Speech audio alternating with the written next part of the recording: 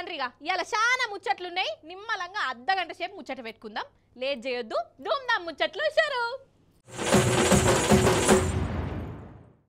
నిజం చెప్తున్నా, వచ్చే లోక్సభ ఎలక్షన్లల్లా మన బీఆర్ఎస్ పార్టీ ధూమ్ధాం చేసుడు ఖాయం అంటే ఖాయమొల్లా. అన్ని పార్టీల కంటే కారు పార్టీకే ఎక్కువ సీట్లు వస్తాయి. సర్వేలలో కూడా ఇదే మాట, జనాలది ఇదే మాట. ఇగో ఇప్పుడు నిలబడ్డ అభ్యర్థులను చూసినాక కూడా నొల్ల ఇదే నమ్మకం. అన్నట్టు కేసీఆర్ సారు ఎంపీ అభ్యర్థులకు బీపారంలు ఇచ్చిండు. పాండ్రి మనం కూడా చూసి చూద్దామో మల్కా. ఇగో వీళ్ళనోళ్ళ మన గులాబీ పార్టీ తరపున ఎంపీగా ఓటీ పడుతున్న లీడర్లు. ఖమ్మం నుంచి నామా నాగేశ్వరరావు సారు, మైబాద్ నుంచి మాలుద్ కవితక్క, కరీంనగర్ నుంచి వినోద్ కుమార్ సారు, సికింద్రాబాద్ నుంచి పద్మరావు సారు. గిట్లా మొత్తం 17 మంది అభ్యర్థులకు మన తెలంగాణ భవన్ లా బీ ఫారములు ఇచ్చి దీవెనార్తులు ఇచ్చిండు కేసీఆర్ సార్. ఈ 17 మందిలా 100% 8 సీట్లయితే పక్కా కారు పార్టీకి వస్తేనని అంటుర్రు. కడమ జాగలలో కూడా ఎక్కువ సీట్లు బీఆర్ఎస్ కి అని చెప్తుర్రోళ్ళ. అన్నట్టు ఈడ ఇంకోటి చెప్పాలి, అసలు కాంగ్రెస్ లో కూడా ఈ బీజేపీ కథనే నడుస్తుందట కాదోళ్ళ. షేర్ పార్టీల షేరుకైనోళ్ళు అంటున్నట్టు మాట. అసలు లోక్సభ ఎలక్షన్లు అయిపోయినాక కాంగ్రెస్ లో ఉన్నోళ్ళ చాలా మంది పువ్వు పార్టీ దిక్కు ఓవాళ్ళని చూసేటోళ్ళే ఉన్నారట. ఇక ఇంకో దిక్కు కాంగ్రెస్ ప్రభుత్వం మీద రైతులు గరం మీద ఉన్నారు. కేసీఆర్ సార్ పాలనకు ఈ రేవంత్ సార్ పాలనకు నడుమ ఫరకేందో జనాలకు కూడా అర్థమైంది. అందుకే ఈ ఎలక్షన్లల్లా ఎక్కువ మంది బీఆర్ఎస్ నుంచి నిలబడ్డోళ్ళే గెలుస్తారని చెప్తుర్రు. అన్నట్టు ఎలక్షన్ సంఘపోళ్ళు ఎన్నికల నోటిఫికేషన్ కూడా ఇచ్చిర్రు.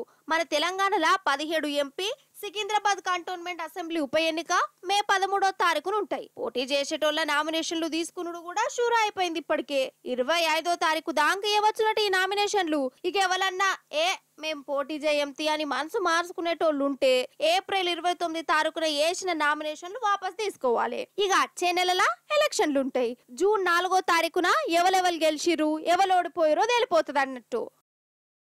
వరెవ్వా, మన తెలంగాణ అంటేనే ఉద్యమాలకు పెట్టింది పేరు. ఉద్యమిస్తేనే రాష్ట్రం వచ్చింది. ఇగో ఇప్పుడు మనకాడ మళ్ళా ఉద్యమం షురువైందో. మాట తప్పినోళ్లకు కర్రు కాల్చి వాత పెట్టేందుకు రైతులు రెడీ అయ్యిర్రు. అట్లా మాట తప్పినోళ్ళు ఎవరో ఎరకే కదా మీకు కూడా. మీరు కూడా మోసపోయిర్రా? మరి మోసం చేసిన వాళ్ళను రైతులు గట్టిగానే అరుచుకుంటున్నారు చూడుర్రి. మన తెలంగాణ జంగుసేరన్ మోగిందల్లా కాంగ్రెస్ మీదికి మన రైతుల లోకం లడాయికి బయలుదేరింది. జస్ట్ షాంపిల్ గా ఇప్పుడు పోస్ట్ కరెంట్ల ఉద్యమం నడుపుతున్నారు రైతులు. మొన్న సిద్దిపేటలో స్టార్ట్ అయింది కదా, ఇగో ఇప్పుడు మెల్లమెల్లగా రాష్ట్రం అంతా వాకిందోల్లా రైతులు పోస్ట్ కరెంట్లు తీస్తుర్రు. డైరెక్ట్ సీఎం రేవంత్ సార్ కు ఉత్తరాలు రాస్తుర్రు. ఓట్లప్పుడు కాంగ్రెస్ లీడర్లు ఏమన్నారోలా, ఎకరానికి 15,000 రైతు భరోసా ఇస్తాం, కౌలు రైతులకు 12,000 ఇస్తాం, వడ్లకు 500 రూపాయల బోనస్ ఇస్తాం, 2 లక్షల రూపాయల రుణాలు మాఫ్ చేస్తాం, రైతు బీమా ఇస్తాం, అది ఇస్తాం ఇది ఇస్తామని అన్నారు కదా. ఇక గద్దెనెక్కినం తూచానే కాడికి వచ్చింది. రైతు బంధు పైసలు మునుపటి లెక్క అందరికి రాలే. ఇక అత్తేనే నమ్మకం కూడా లేదు చాలా మందికి. 500 బోనస్ ముచ్చటనేది ఇస్తలేరు. కౌలు రైతుల జికరే ఉంటలేదు. ఇంకో దిక్కు పంటలు ఎండిపోయినాయి. రైతుల బాధ వినటోళ్ళు కూడా లేరు. ప్రభుత్వం తరపున మాట్లాడేటోళ్ళు కూడా లేరు.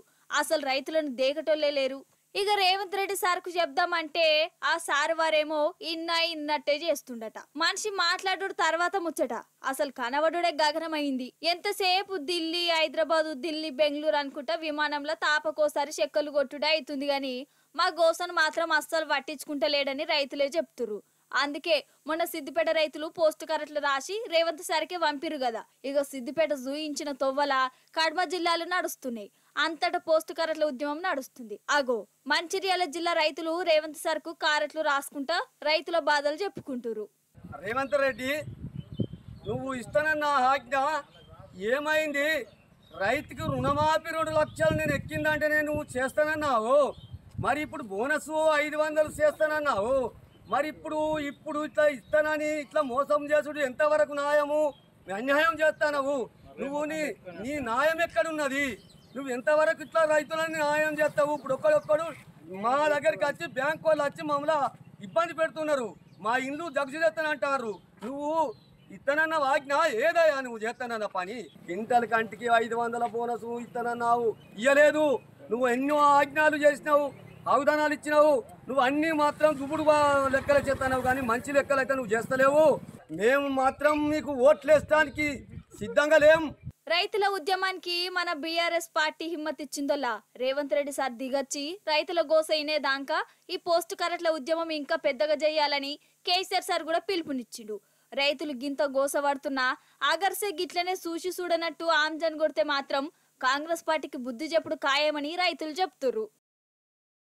ఎంత వారు గాని వేదాంతులైన గాని వాళ్ళు సూపు సోకగానే తేలిపోతారో హైకులో హైకులో కాదు కాదు కాదు వాళ్ళు సూపు సోకుడు కాదోళ్ళు పదవి కోసం తేలిపోతారు. అర్థం కాలేదనోళ్ళా హూనా నేను చెప్తా. అయితే ఎలక్షన్లు నడుస్తున్నాయి కదనోళ్ళ దేశమంతా. ఇక ఎవరి కాళ్ళు గెలిచేటందుకు ఏమన్నా తిప్పల పడతాన్రా చిత్ర విచిత్రంగా ప్రచారాలు చేస్తుంటారు కదా. గిట్లనే ఒక పెద్ద కుబేరుడు ఏ తీర్ల ప్రచారం చేస్తాడో చూడాలి, చూసి తరించాలి, తరించుండ్రి మరి.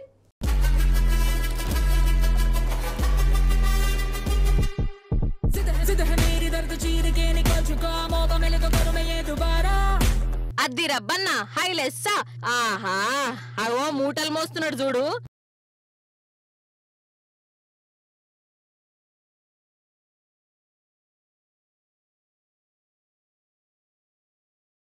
ఇంతకు ఈ పెద్ద సారు ఎవలయ్యా అనంటే దేశంలోనే పెద్ద కుబేరుడు శ్రీమాన్ నవీన్ జిందాల్ సేటు. జిందాల్ స్టీల్ కంపెనీకి పెద్ద పెబ్బ.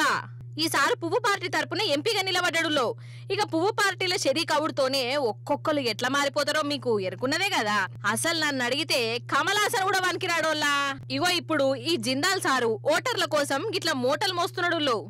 కానీ చూసిండ్రా అనొల్లా లక్షల కోట్ల ఆస్తిపరుడు కాలు కూడా కింద పెట్టాడు. అసోంటిది ఎంపీ కోసము ఇగో గిట్ల మూటలు మోసుడు, ముల్లెలెత్తుడు, చెరుకు జ్యూసులు చేస్తుండు. అంటే ఇప్పుడు నాకు అర్థమైంది ఏందయ్యా అనంటే నువ్వు ఎంత సంపాదించినా, ఎంత పెద్ద తోపువైనా, ఎంత పేరున్నా అవన్నీ రాజకీయం పదవి ముందు వేస్టే అన్నట్టే కదా. ఈసారి కథ చూస్తే గట్లనే కొడుతున్నది మరి. ఇప్పుడు మల్లీశ్వరి అనే ఈ జీవి ఏం చేస్తుందయ్యా అనంటే ఏం చేస్తా చెప్పుండ్రోల్లా తాట చెప్పి బుకేనంత బువ్వ తినేందుకు పోతుంది అని అనుకుంటున్నారా అనోళ్ళ. కాదు కాదు, మీ అందరికీ ఇప్పుడు నేను చిన్నపాటి చిట్కు పొట్టుకు వైరల్ వీడియో ముచ్చట్లు చూపిస్తా అన్నట్టు. ఏమంటారు వాళ్ళ అవి చూస్తే మీరు పరిశాన్ అవుతారు, వాళ్ళ షాకు కూడా అవుతారు. మరి జల్దిన చూసి షాకో షేకో ఏదో ఒకటి కాండ్రి జప్పునా. ఇగో ఈ బుజ్జవ్వని చూడుర్రి.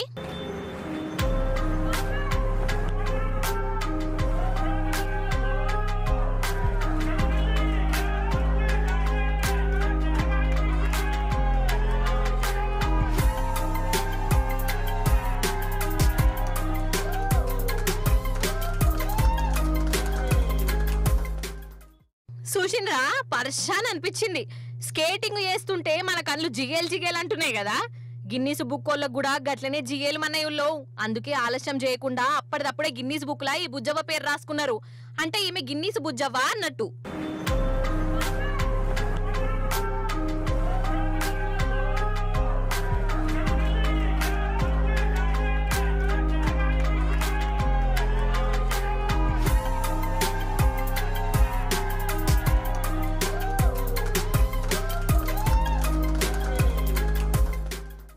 అన్నట్టు ఈ బుజ్జవ్వ వయసు ఎంత అనుకుంటుండ్రు? తిప్పి కొడితే 5 ఏళ్ళు ఉంటాయో ఉండయో గంతే. కానీ చిచ్చర పిడుగు దునియాలనే ఏ పోరలు చేయని తీర్లా 16 సెంటీమీటర్ల పొడుగుత స్కేటింగ్ చేసింది. అన్నట్టు ఈ బుజ్జి మన దేశపామెనే. నిజంగా గ్రేట్ కదా. నాకైతే ఈమె కంటే వీళ్ళ నాయన గ్రేట్ అనిపిస్తున్నాడు. ఎందుకంటారా పోరగాన్లు ఇండ్ల ఏడవ పాపమొల్లా అంటే ఫోన్లు చూయించుడు, లేకుంటే యూట్యూబ్ తెరిచి వాళ్ళ చేతులలో పెట్టుడు. గిట్లనే టైం ఖరాబ్ చేస్తాండ్రు. కానీ వీళ్ళ నాయన మాత్రము ఇగో చిన్నప్పటి సందే గిట్ల స్కేటింగులు, జంపింగులు నేర్పించి గిన్నీస్ బుక్లకు ఎక్కిచ్చిండు. శబాష్ అనుండ్రి మరి.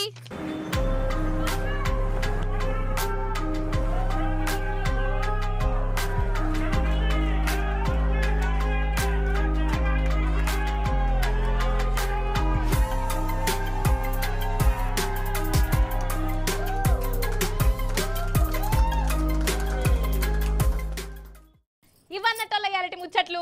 మళ్ళీ రేపు వస్తుంది కదా మీ మల్లీశ్వరి. అప్పుడు వచ్చేటప్పుడు ఇంకిన్ని ముచ్చట్లతో కలుస్తుంది. అప్పటిదాకా మీరైతే చూస్తూనే ఉండు టీ న్యూస్. నేను ఉంటా మరి. నమస్తే, టాటా.